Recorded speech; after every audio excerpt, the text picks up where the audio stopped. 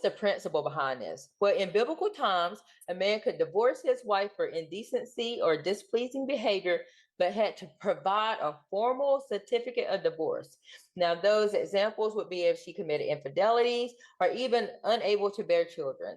Now, this certificate was to protect the woman, because when she remarried, the person that she remarried got the certificate, and they could see the reason why the man divorced her. And that protected her because they could not divorce her for the same reason, because they got the certificate. They could see the reason. So then what was the problem? Well, in Matthew 19:3, Jesus had to respond to the Pharisees' interpretation of this law. And he explained that Moses' law permitted divorce for humanity's hardening of hearts. Now, the Pharisees at that time was allowing divorce for any reason, which left a woman very vulnerable. Now, I'm saying any reason like she messed up dinner. I mean, it was getting that simple. And you could see it was the thoughts of one of the lead teachers then. Now, when we look at that, we would wonder, so what does it look like with the spirit when you look at this law? Well, Jesus is saying that divorce for any reason except sexual immorality was a violation of God's original intent, making a wife a victim again of adultery and a husband an adulterer. Jesus was not contradicting the first law, but rather establishing God's intent and purpose for the law, which was to protect the woman from being abandoned due to men's hardening of hearts, while emphasizing that divorce was rare and a serious matter. How important is this to understand this law? God did it himself. In Jeremiah 3:8, you see that he gave Israel a certificate of divorce for their adultery. They continued to not be faithful to God, and because of that, he did divorce them.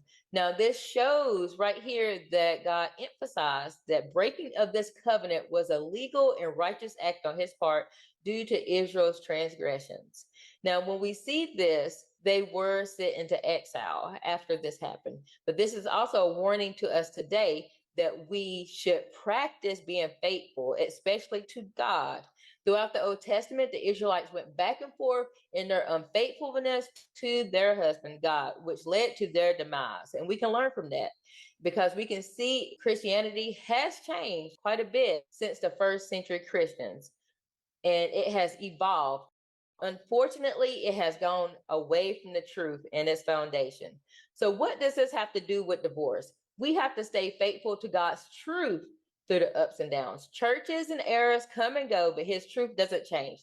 That's why we must worship him in spirit and in truth.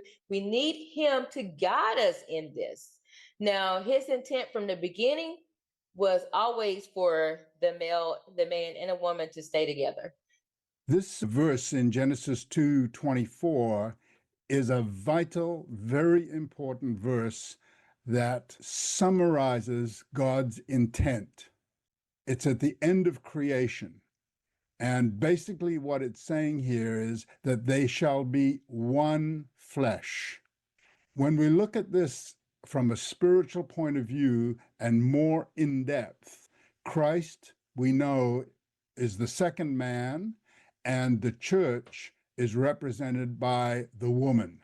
So we're actually talking here about Christ and the church. And when it says that they cleave and become one, this is talking about how Christ is one with the Father, but we are one in Christ with the Father.